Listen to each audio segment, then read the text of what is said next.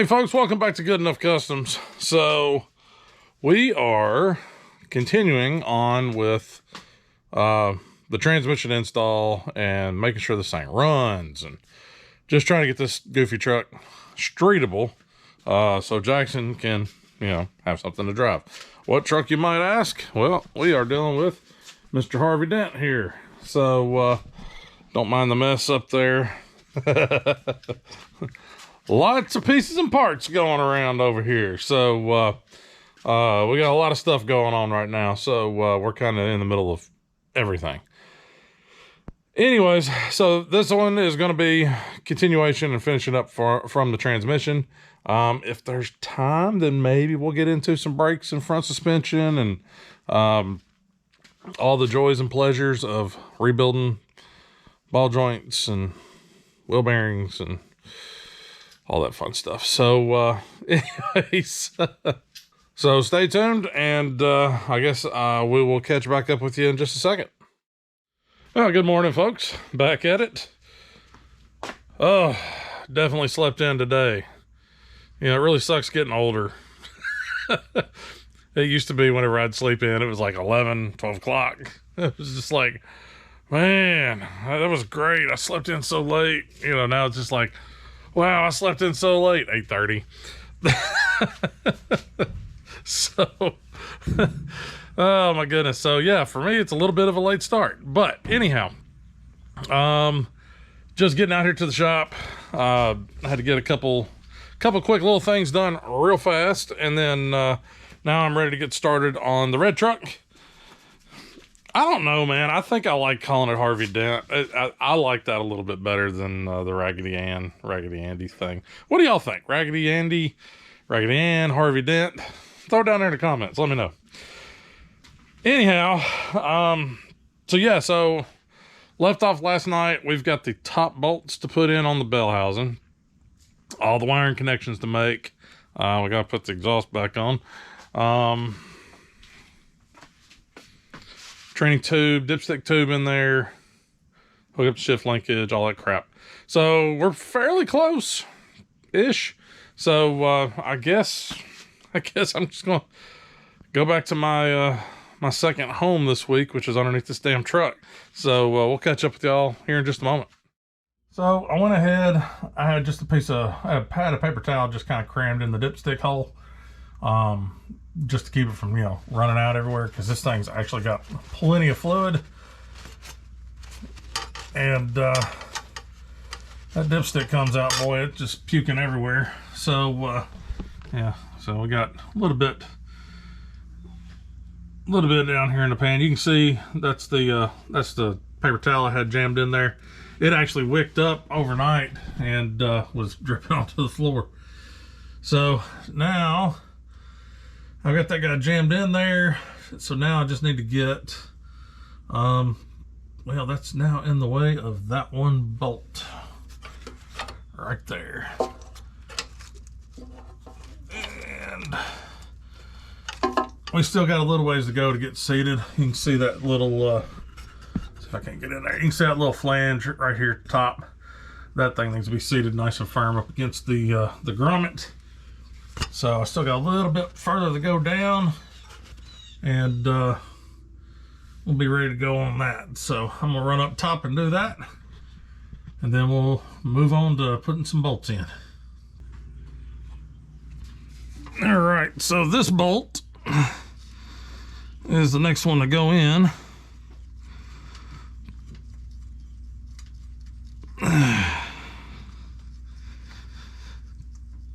There.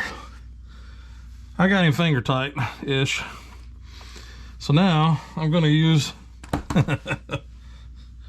a few extensions. So you ever see that scene, the opening scene in Spaceballs? Womp womp. Dun dun dun. Dun dun. Dun dun dun dun dun dun dun dun dun dun dun dun.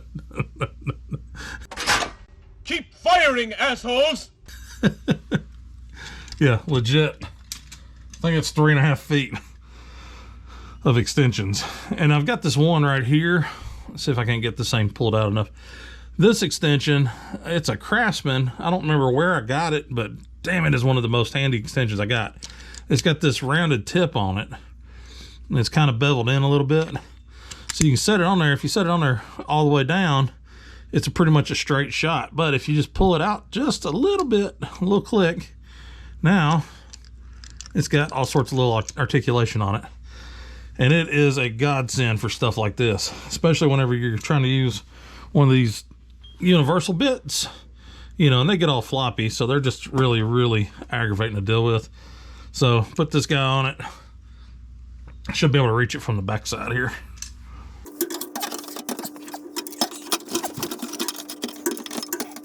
Oh, Trini. There we go. Where's the bag of bolts? Still over here, I was saying. Yeah, I found them. What are you working on? I'm finishing up that one we started last night. Oh, okay. I got the dipstick tube in. Yeah.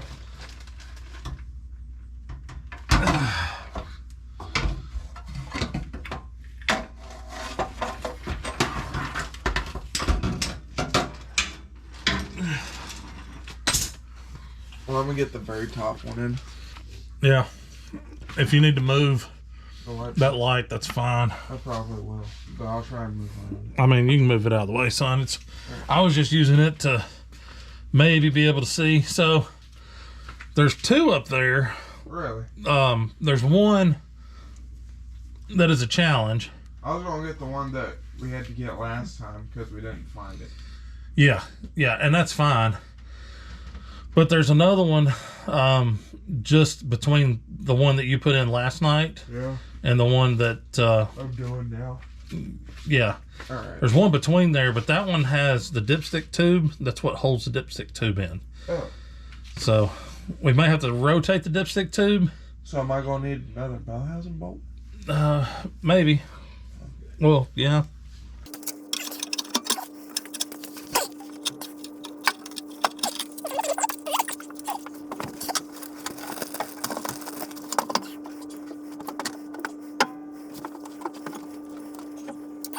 Okay. And of course the wiring harness is all on the way. Yeah. That's alright, we'll figure it out.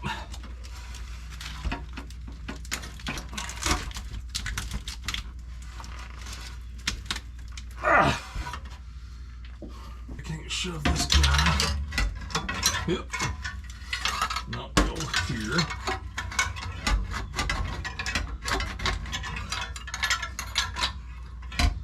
Okay, I see.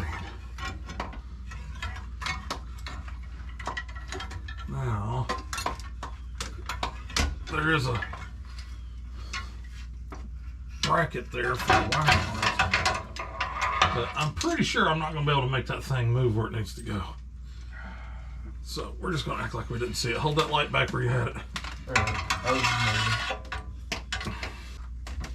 All right, light it up for me, son. I got it. Oh, okay. Well, just hang on to it. I got another. Right. I mean the light, I don't have the bolt. Oh.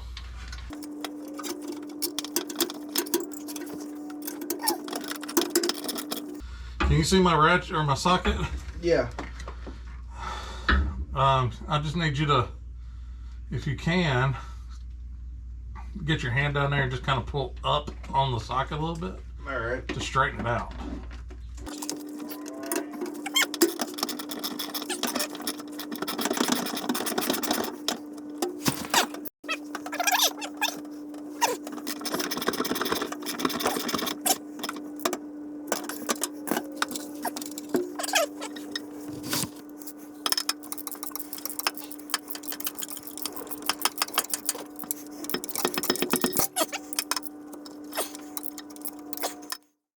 Alrighty, all the bolts are in, so I got all of them in all the way up top. That one right there was a little tricky. Only bad thing I think that we've got is I couldn't get the darn dipstick tube. Couldn't get it lined up with any of the bolts, so tried rotating and flexing and pushing and pulling and all that. So I think I'm just going to zip tie it to something. It'll be all right. If it starts puking, you know, tranny fluid or something sometime, then we'll address that then. But so tranny is now bolted in, torque converter is bolted up, flex plate is bolted up, everything is snug. So the only thing we got left to do now is all the connections. There's quite a few of those, and I'm sure we'll probably forget some, but we got all the connections, and we got to hook this exhaust back up. So we'll at least get the manifolds and everything hooked up and go from there. So last night I was thinking about the exhaust. So we've got, you know, it's a 2-in-1 little Y pipe setup. We're not putting headers on this. It's too expensive, and this motor's too crappy for that. But we do have the old exhaust, you know, still just kind of going up and over the axle and dumping out the back.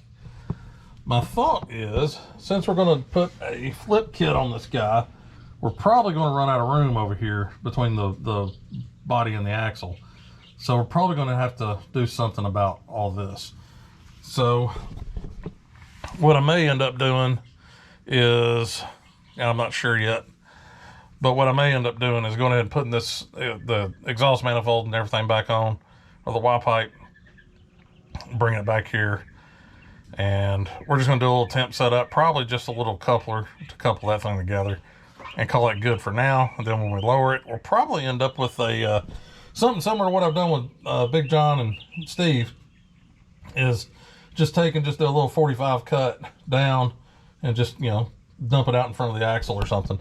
So I don't know, we'll figure that out when that time comes, but we're getting there. So I'll check back in here in a few. So working on these tranny cooler lines. Top one clicked in super easy. The bottom one's a little bit difficult. Took a little pressure here, pushing up and pushing in there, and finally got her to snap in. So now we got to get our clips, which we conveniently stuck in a little baggie so they don't get lost. Hopefully I don't drop either one of these, because then they'll fall down into the abyss. Now let's see if I can clip this.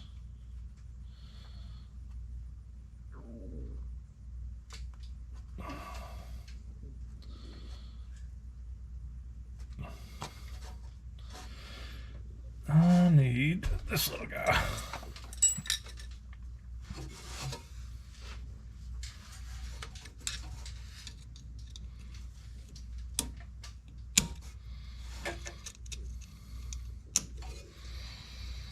I think the other side's on. Yeah, it looks like it is.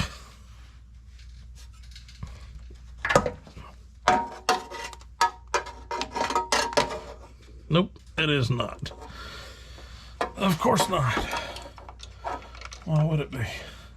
Hey, son, where's that? I need that yellow, really long, skinny flathead screwdriver. Yellow handle. Did we put her up? Yeah, I think so. There you go. I know it's real hard to see this stuff on camera, folks. I apologize, but trust me, I am actually working on something here. It's not all make-believe.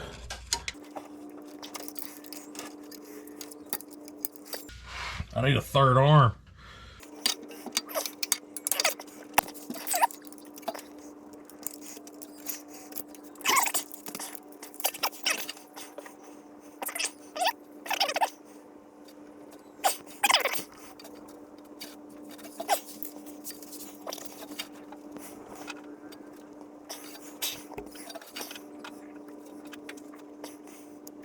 Maybe 6 times a charm. Yeah, there it goes. What a pain. I mean, they're nice because you ain't got to get in there with the line wrench, but damn. That is a chore. All right, so there's one. Let's see if we can't get the second one in. This one even worse because I can't see as much. Try not to bend the hell out of this one too.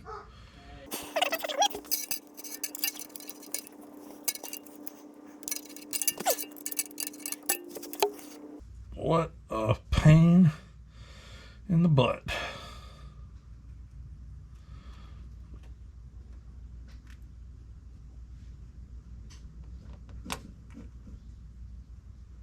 Okay, one side's in.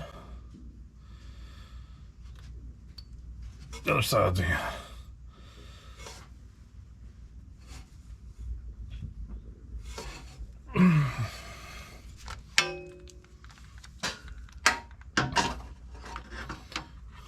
It ain't in by much, but it's in there. All right. And then I guess these little caps just go on there to keep the retainer from falling out. That's the only thing I can figure. But anyways, okay, so training killer lines are hooked up. All my wiring's hooked up back here. We got to put the starter in, put the exhaust in, and then we might be able to fire this thing. So we'll check back here in a minute. Alrighty. So everything's buttoned up on the trans. I'm fixing to throw the starter in if I can get everything kind of sorted out here. But if you look at that. That's where that flex plate was dancing around, just chewing that starter up.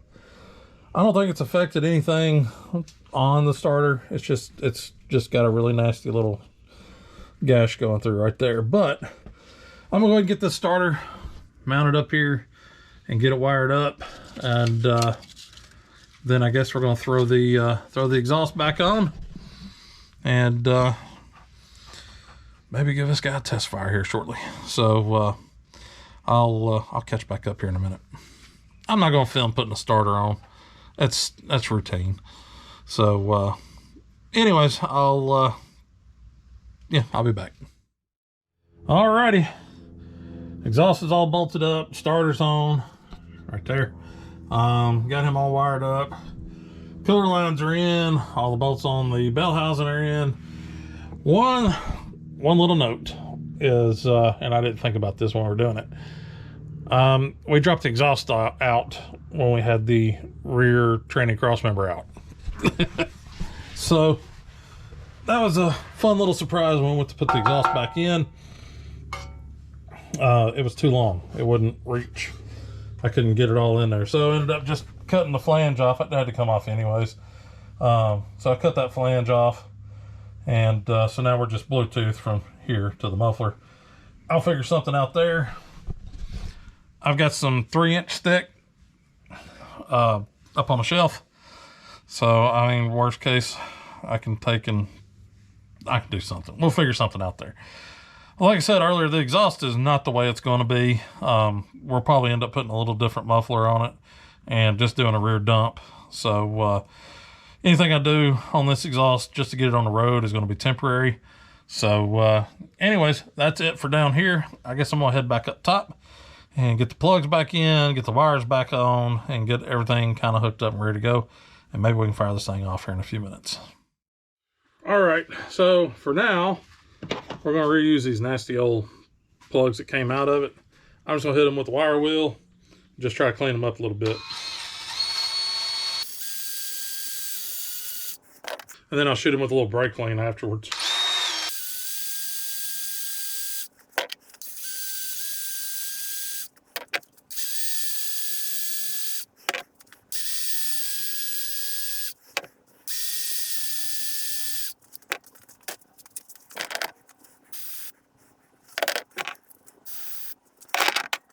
All right, there we go. Goodish as new. They're not great, but they're better than they were. So I'll get these guys slapped in real fast and then hook up all my plug wires. We got a couple sensors to hook up. Just a few things to hook up. A few things to hook up under here, get the battery hooked back on it, and we should be able to fire this thing. So I'll be right back. Really quick tip for you. Little piece of hose. I don't know what size hose, but it fits just over the tip of the spark plugs. So you can do like that and you can get them in there. and it grips up enough to where you can get the thread started, but it doesn't grip enough to where you can get them cross-threaded. So you can get them in there, you can get it started. If it doesn't start, if you can't get a couple good thread turns in it, then back it off, readjust your angle, and then crank it back down. It's a little tip I picked up. I think it was a Hot Rod magazine years ago. Some guy had written in about it, and it has been one of the most helpful tips I think I've ever gotten.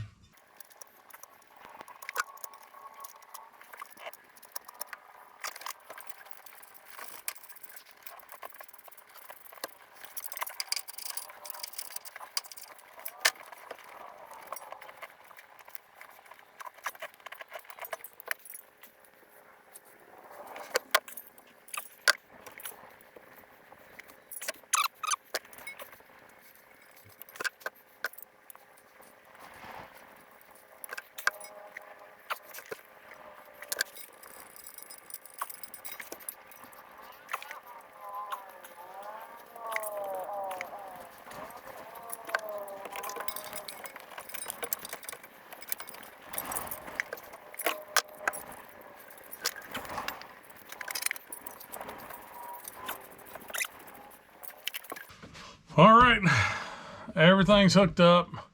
Got plugs in, plug wires connected. Verified the fire in order just now.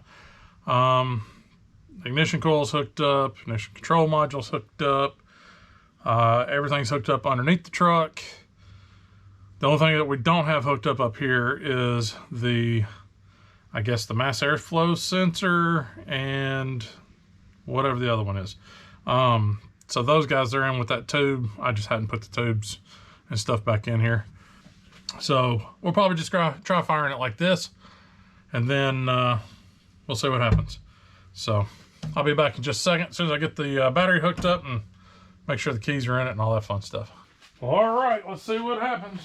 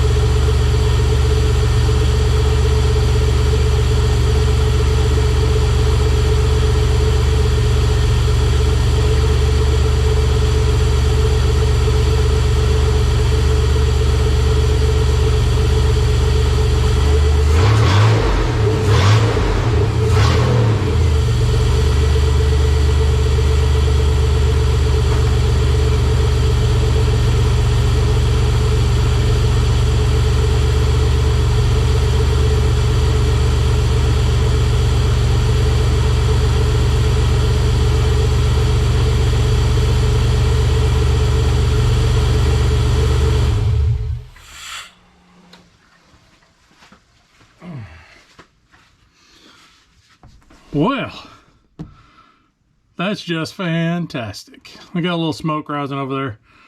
Probably some tranny fluid or something. I got to crawl back under there and just verify we don't have leaks. But I mean, that motor fired right up and it sounds great. No ticks, no knocks, no bangs, nothing like that. The motor sounds really good. I mean, as long as that trans goes in the gear and does what it needs to do, then we'll be in good shape. So I guess what we're going to do is let some of the smoke clear out. I need to get the drive shaft. I need to get the input shaft on that polished up, because she is a little rusty. So yeah, it's a little rough. That and we got a storm blowing in, so it's getting awful windy outside. Anyhow, I guess I'm gonna get that drive shaft, figure out a place to work on it at, and then get to polishing on that input shaft. The U-joints on this thing, on the drive shaft, seem okay. I may check and make sure they got Zerks. I think they have Zerks on them. If they got Zerks on them, I'll go ahead and grease them. If not, the caps I can get to, I'll just pop them off, slam some grease in there, and then stick them back on. But I want to go ahead and get the drive shaft in before I go putting this thing in gear. It's got that little stub shaft that's part of the old drive shaft on it. When I put it in there, I literally just kind of stuck it on there. It's not even really in. It's probably seated a half inch. So I gotta fix that. But we'll do that here in just a minute, and then we'll put the sucker in gear, and we'll make sure that that the tires are turning. And if the tires are turning and everything's good there, then I'll work on this exhaust, and we'll figure out something to do on the exhaust. So I will be back in just a moment. Well, all right, here we are. I got the drive shaft. I just threw it up in the bed of this truck. We got to get some tailgate straps because these are the Bluetooth variety. So it looks like somebody was having a really good time with their buddy and strapped a big old zip tie to it. If you haven't ever had that done to you, that makes a hell of a racket. It will make you think that something is completely coming apart on your vehicle, and if you're not the one in the vehicle, it is freaking hilarious. Yeah, you go get one of them big old zip ties, you let that thing hang way off, you know, leave the tail hanging way over off on it, and then as the drive shaft starts going, it just starts smacking the bottom of the truck or the car, whatever. It makes a god awful racket. So it is absolutely hysterical whenever you're not the one driving the vehicle. So, that's the only reason why I can think this thing's on there, because there's really no other reason for that. So, checking on this guy, this U-joint is totally fine. There's nothing really wrong with it. I don't see a grease zerk or anything like that. But, I mean, there's no slop in it. Everything's good. Same thing on the other end. Don't mind all the stuff sitting back here. Running out of storage space, so flat surface. You know how it goes. Anyways, took a piece of tape and just taped up the U-joint down there so the caps don't roll off. Don't want to go on a needle bearing hunt. So, anyways, this yoke is pretty rough. So I'm gonna take and get me some sandpaper. I'll probably go a little hard on this thing at first. Let me see if I got like some 240, and really try to eat that sand or that rust down, and then I'll just lighten it back up till I get to, like, 1200, 2400, something like that, and get her nice and slicked up. So I'll be right back. All right, I got a used piece of, this may be 180. It might be a little aggressive, but it's wore down pretty good. So I'm just gonna take it, I'm gonna use it.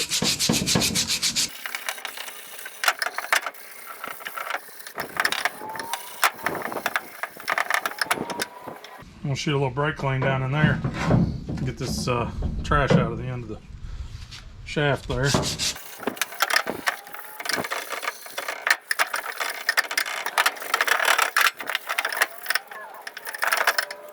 Got a little bit of rust on there.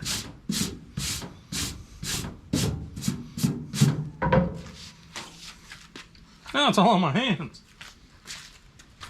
I just put a little lacquer thinner on a rag.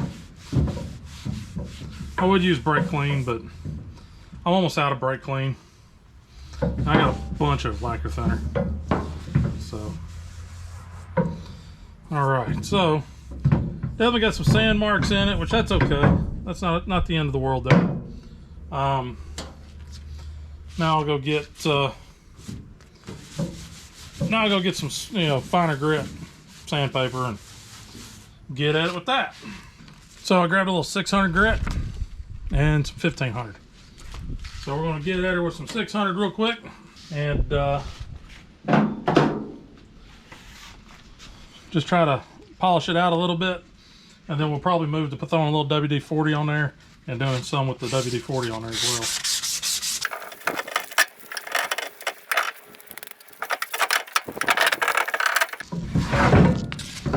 It's definitely a challenge trying to keep this stupid thing still.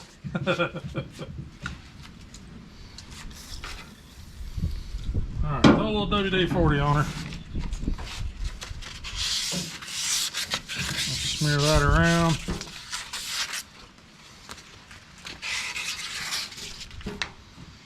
Throw a little more. If some's good, more is better, right?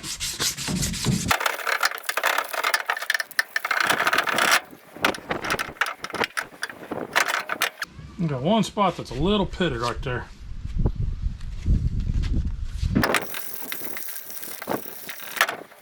Close enough to do what we need it to do.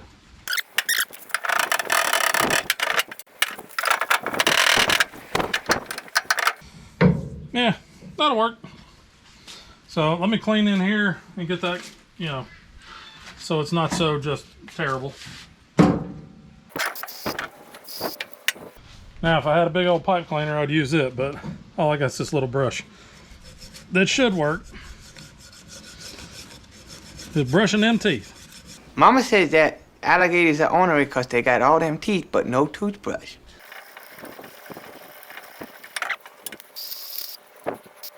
So I'll probably just take and put a little bit of grease on the shaft and a little bit of grease here inside the splined area, just to make sure everything slides in, nothing's grabbing. You definitely want to grease on out here because you don't want this grabbing your rear sill and tearing it, and you know, then you have that little drip out of the back that's just annoying as hell.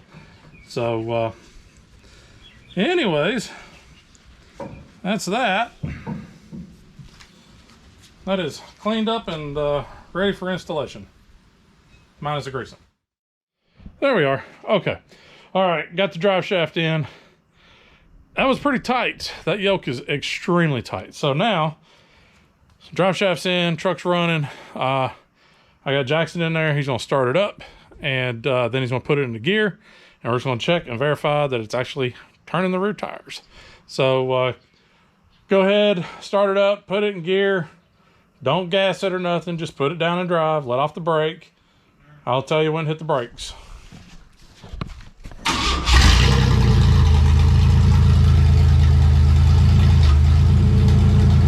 Hit the brake.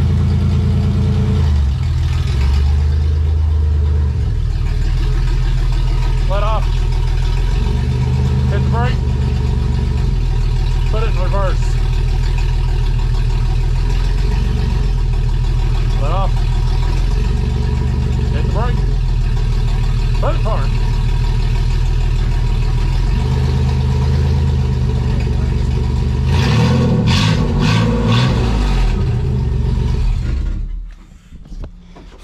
All right. We got a trans. We got movement. Brakes seem to be working. Motor's sounding great. We've got a rather nasty storm system moving in, so rather than being out here during the storm, I think I'm gonna go inside. It's just a little more comfortable in there. So we're gonna go in the house, wait for the storm to pass. It'll probably take it, I don't know, 30 minutes, hour, something like that. And then we'll probably come back out here when we can open up the big door again, let this guy start and run and get that engine good and warm, cycle all that, you know, warm oil through there, get all the garbage and crap kind of, you know, started moving. And we picked up the oil to do an oil change. So we'll probably get back out here, do an oil change tonight. And then I guess I'm going to try to figure out what I'm going to do for the exhaust. And that'll probably wrap it up for today. And then tomorrow, we'll do something else. So we'll catch back up here in a bit. Well, good morning. Next day. I'm really not 100% sure where I left off yesterday. Days are all kind of running together. I do know that yesterday we got the truck running, and it sounds freaking great. No real chatter coming from the from the valve train. It goes into gear forwards and backwards. Don't know what it's like under a load. Brakes actually do work, at least the rear ones. You know, just kind of checking a few things yesterday. So we kind of ran out of time yesterday with that storm rolling up on us, and it did not stop raining.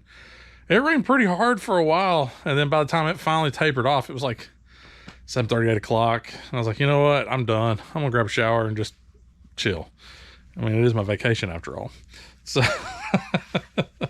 so this morning we're gonna fire this thing up. I'll probably put all the intake pieces back on it here in just a moment. But we're gonna fire it back up. We're gonna let it get good and hot. For some reason, I'm having a hard time saying that this morning. But let it get good and hot. There we go. And then we'll come back, drain the oil, put fresh oil in it. So with this thing, I don't know how long it's been sitting. It's been sitting for a little bit. So I don't know how much gunk or garbage or crap or whatever is inside the motor. So we're gonna let it get good and warm. Plus this will let us know if the cooling system's working like it should. Not really seeing any drips from the coolant system. I know it was a little low whenever we first got it here. Put a little bit of antifreeze in it, and I think a little bit of water to get it topped off. The only real drip I'm seeing off of this guy is from the power steering box, actually. And it's dripping right out of the pitman arm, I guess you would call it. So that's probably going to need to be tore down and rebuilt. Not worried about that right now. We'll just keep an eye on the power steering fluid. So, so that's the plan this morning, is get this thing fired up, let it run, let it get warm. Then we'll change the oil. While this thing is getting warm, I'm going to pull the wheels and tires off, since these tires are absolute trash. And I'm going to grab that stack of tires right there. We'll load those up, and we're going to take those up the road and get the tires pulled off the aluminum wheels and put on the Steelies, because Jackson likes the red Steelies better. Me personally, I like the aluminum wheels. I think I would have spent a few days out here, buffing them things out, wet sanding and buffing them things out. He almost did it, and then he's like, I think I just want to do the red wheels. Part of me thinks that he just wants to do the red wheels because then he doesn't really have to do anything as far as, polishing aluminum wheels. So, anyways, so we've got that going on. We got to finish cleaning out the inside. Since we've got the seat out, we got access to a lot more surface area in there.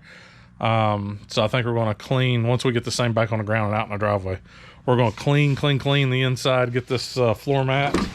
It's got the rubber floor. So we'll probably hose it down a little bit and scrub it down.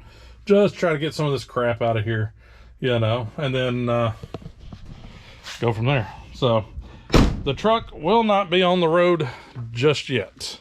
Mainly because, yeah, there we go. You can see how broke that windshield's a little too broke, especially for a 16-year-old to be out driving it. He's already kind of a ticket magnet. Don't want to make that even worse. So I've got to call today and try to get an appointment set up for the windshield, and then he can be able to drive his truck.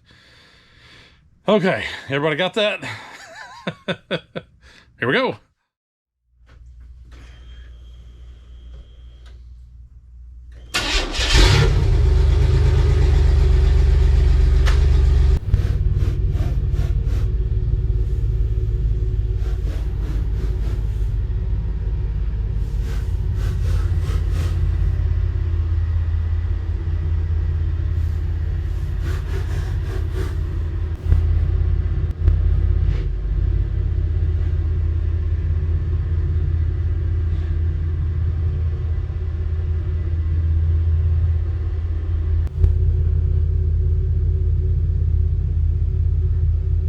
Well, alrighty folks, so this thing's been sitting here running 20-ish minutes, something like that. Now, I do have to say, it stinks pretty bad here in the shop right now, mainly because there's a lot of tranny fluid on, frankly, everything. So it burned most of that off. It's still maybe smoldering a little bit of that off, but pretty well handled on that side of it.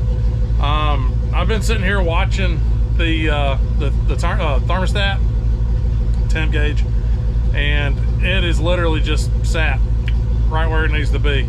Hadn't moved, hasn't wavered, nothing, and we're just sitting in dead air with nothing really going on around here. I mean, yeah, it's a little cool. It's like in the 60s, but still, even just sitting and idling, it probably should have overheated if it was going to.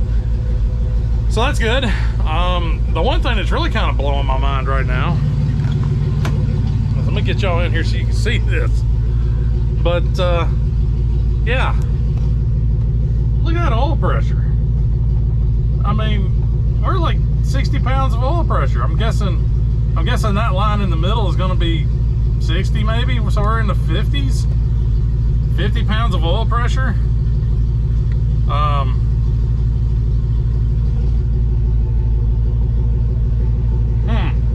And with as healthy as the motor sounds, I'm wondering if this motor hadn't been switched out at some point. I don't see anything. I don't see anything that just, you know, jumps up and screams, "Hey, I'm new," or "I'm rebuilt," or whatever. But but here's a few things that I do know. I do know it was an older gentleman that owned it. He owned the truck, and you know, granted, he beat the tar out of it. I mean, it's got dents everywhere. That's why I like to call it Harvey. But it's got all these dents and dings everywhere on it, and it's used like a truck is used.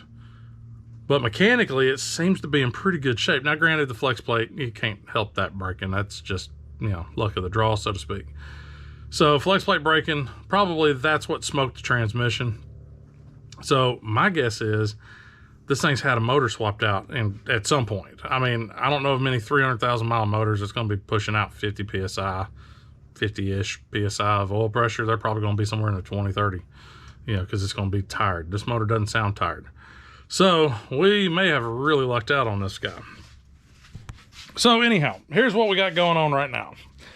I'm going to let this cool down for just a few minutes because I don't want to burn my fingertips.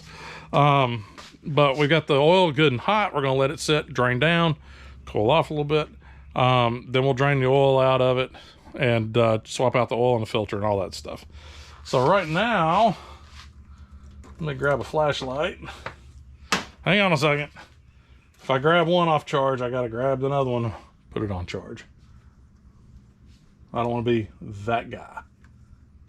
Everybody hates that guy. Okay, there we go. Other flashlight's on charge. So one thing that we've been needing to do that we haven't done yet is actually look behind the wheels. Because we haven't pulled them off. So let's see what we got. Yeah, we're going to need pads on this side. The rotor, let's see if I can't find a good spot to set that. Rotor's not bad. Well, it's got a little groove in her. It's got a little groove in it right around there. But rotor's not bad. Pad, yeah, I call that pad about ready to go. About ready to be replaced. Let's see, what else?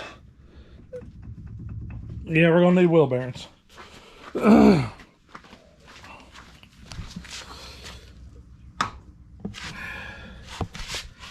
That pad is paper thin. So, but the rotor's not terrible. It should turn out. Okay, this side wheel bearing feels fine. But we do know that's factory ball joint because it's riveted in. Or is it? Yeah, that's a factory ball joint. She's riveted in. That's how you can tell on these GMs. A lot of times is the factory ball joint's riveted. Driver's side, same thing. So, definitely gonna need ball joints. So we need ball joints, bearings. We'll go ahead and do both sides. Might as well since we're gonna be in there. So ball joints, bearings, brake pads. These rotors, they look thick enough to be able to be turned. May have to call and just verify. I don't actually have a caliper here to check. But, you know, we'll figure that out. Rear brakes, it's a drum, it's fine. So, no, I will end up pulling the drums off. I'm not doing it right now. mainly because I'm trying not to get filthy dirty. We're gonna take these tires and get those swapped out this morning, and then I'm gonna take a run down to the county clerk and go ahead and get the tags and the title and everything transferred over on this truck, since now we know it's a runner. So I'll go ahead and get all that stuff done, and then I gotta call the glass guy and get him try to set up an appointment sometime to meet up with him to get some windshield put in this thing. One thing that I did check is the air conditioner does not work. I checked it. It's just blowing lukewarm air, so it's not. It doesn't have AC. Dang it. We'll go with what everybody says. I just need to charge. Yeah, till it just all leaks out. So anyways, so we're not gonna worry about AC on this guy. We may end up one day, probably not, but may end up one day. Actually, we will one day end up pulling the AC if we have to replace the belt, which I didn't check. Belt actually feels okay. But we may end up just pulling the compressor off and capping off all the AC stuff and just, leaving it there, because I would hate for that compressor to lock up driving down the road, being that this is a serpentine belt. So AC does not work. Also, the selector for, where the wind blows, so to speak, that doesn't work as well. I know it's a common issue on these things, that little electronic interface fails. I don't know what the fix is for that. I'll have to do a little homework on that. Maybe something we can fix ourselves. Maybe something we go to the scrapyard and pick one up, or maybe something that somebody refurbs them and we can just buy one. But the HVAC control system is not working properly. So it's basically only pumping out on the floor right now. If it's only gonna pump out on one spot, I'd like for it to pump out up here on the defrost. That way it keeps the windshield clear. Especially wintertime coming up. Yeah, those type of things. So if we can get a mix where it's pumping out windshield and floor, that's great. But if it's just at least coming out on the windshield, we'll be in good shape. Jackson can just bundle up. It's not like he's driving a very, very long distance. So anyhow, I guess we're going to keep waiting for this to drain down a little bit. Actually, while we're waiting on that, we may go ahead and go run the tires over and then come back and get this oil changed. And then later today, I'll run out and go get tags and all that stuff. So we'll check back in with y'all here in just a few.